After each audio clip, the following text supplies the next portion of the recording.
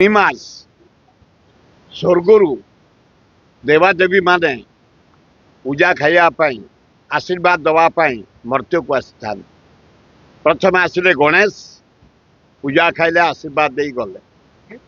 ଗଣେଶ ଦ୍ୱିତୀୟରେ ଆସିଲେ ଆପଣମାନେ ଦେଖୁଥିବେ ଯେ କର୍ତ୍ତା ଯେ ତିଆରି କରୁଛନ୍ତି ସୃଷ୍ଟି କି ବିଶ୍ୱକର୍ମା ପୂଜା ଖାଇଲେ ଆଶୀର୍ବାଦ ଦେଲେ ଗଲେ। ଏଇନା ମା ଲକ୍ଷ୍ମୀ ଏ ମା ଦୁର୍ଗା ଆବିର୍ଭାବ ହେବେ। ପାର୍ବଣ ଚାଲିଛି, ଷୋଳ ପୂଜା ଚାଲିଛି। ଆଜି ହେଉଛି ଷଷ୍ଠୀ ପୂଜା, କାଲି ହେଉଛି ସପ୍ତମୀ, ପରଦିନ ହେଉଛି ଅଷ୍ଟମୀ। ସବୁ ଦେବାଦେବୀ ମନ୍ଦିରରେ ଯାହା କାକଟପୁର, ଯାହା ବାଙ୍କି ଚର୍ଚ୍ଚିକା, ଯୋଉଠିକି ଯିବ, ଏଠି ଦକ୍ଷିଣଚଣ୍ଡୀ, ଝାଡ଼େଶ୍ୱରୀ, ସବୁ ଦେବାଦେବୀ ମନ୍ଦିରରେ ପାର୍ବଣ ଚାଲିଛି, ପୂଜା ଚାଲିଛି, ଅର୍ଚ୍ଚନା ଚାଲିଛି, ଭୋଜନ ଚାଲିଛି, ସାଂସ୍କୃତିକ କାର୍ଯ୍ୟକ୍ରମ ଚାଲିଛି। ଇଏ ହେଉଛି ଆମ ହିନ୍ଦୁ, ମୁସଲମାନ, ଖ୍ରୀଷ୍ଟିଆନ ମାନଙ୍କର ପର୍ବ। ଖାଲି ହିନ୍ଦୁ ନୁହଁ, ଆମର ଦଶହରାରେ ବହୁ ମୁସଲମାନ ଅଛନ୍ତି, ସେ ଆସିବେ ପାଲିଙ୍କିରେ ଆମକୁ ଅର୍ଡର ଦେବେ, ତମେ ପୂଜା କର। ମୁସଲମାନ ରହିଛି ଆମର ଖୋର୍ଦ୍ଧାରେ। ତେଣୁ ମା ଦୁର୍ଗା ଆବିର୍ଭାବ ହେବେ। ଆଜି ହେଉଛି ଷଷ୍ଠୀ ପୂଜା, କାଲି ସପ୍ତମୀ ପୂଜା, ପରଦିନ ଅଷ୍ଟମୀ ପୂଜା, ନବମୀ, ଦଶମୀ, ଦଶହରା ସରିବ 2 ତାରିଖ ଦିନ। ରାବଣ ପୋଡ଼ି ହବ, ବିସର୍ଜନ ହେବ।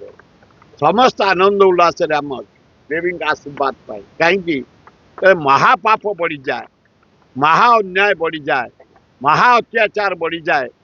ସେଥିପାଇଁ ଦାୟୀ ହେଉଛନ୍ତି ଶିବ, ସେଥିପାଇଁ ଦାୟୀ ହେଉଛନ୍ତି ନାରାୟଣ, ସେଥିପାଇଁ ଦାୟୀ ହେଉଛନ୍ତି ବ୍ରହ୍ମା। ଅସୁର ମାନଙ୍କୁ ବର ଦେଇକରି ଯେତେବେଳେ ନିଜେ ମାଡ଼ ଖାଆନ୍ତି ପାରିବେନି, ଗଣେଶକୁ କହନ୍ତି ପୁଅ ସଜାଡ଼େ, କାର୍ତ୍ତିକ ସଜାଡ଼, ମା ଦୁର୍ଗା ନିୟ, ଶିବ ଦେଇଦେବେ ତ୍ରିଶୂଳ, ବିଷ୍ଣୁ ଦେଇଦେବେ ଚକ୍ର, ଇନ୍ଦ୍ର ସବୁ ଅସ୍ତ୍ର ଦେଇଦେଲେ। କାହାକୁ? ମାଙ୍କୁ, ଦୁର୍ଗାଙ୍କୁ। ଆମେ ପାରିଲୁନି, ମହିଷାସୁର ସ୍ୱର୍ଗ ମାର୍ତ୍ୟ ପାତାଳକୁ ଥରହର କଲା। ଭଗବାନ ମାନଙ୍କୁ, ଦେବତା ମାନଙ୍କୁ ମାଡ଼, ନିରୀହ ଲୋକଙ୍କୁ ମାଡ଼, ଅତ୍ୟାଚାର, ରେପ୍ ସବୁ ଚଲେଇଲା ମହିଷାସୁର। ତାକୁ ମାରିବା ପାଇଁ ସବୁ ଦେବାଦେବୀ ଶକ୍ତି ଦେଲେ। ମା ଦୁର୍ଗା ଆବିର୍ଭାବ ହେଲେ, ମହିଷାସୁରକୁ ହତ୍ୟା କଲେ। ଇଏ ହେଉଛି ଆମ ଇତିହାସ। ଦଶହରା ଦିନ ଜିତିକିରି ରାମଚନ୍ଦ୍ର ରାବଣ ଭଳିଆ ରାକ୍ଷସକୁ ମାରିକି ଲଙ୍କାକୁ ଯାଇଥିଲେ ଏବଂ ମହିଷାସୁରକୁ ମାରିଥିଲେ ଦୁର୍ଗା।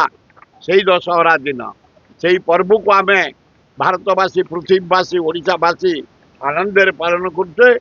ଏହାପରେ ଆସିଯିବେ ମା କାଳୀ, ତାପରେ ଆସିବେ କାର୍ତ୍ତିକ, ଚିରକୁମାର। ଯେତେ ଦେବତା ତା ଭିତରେ ସୁନ୍ଦର ହଉଛନ୍ତି କାର୍ତ୍ତିକ।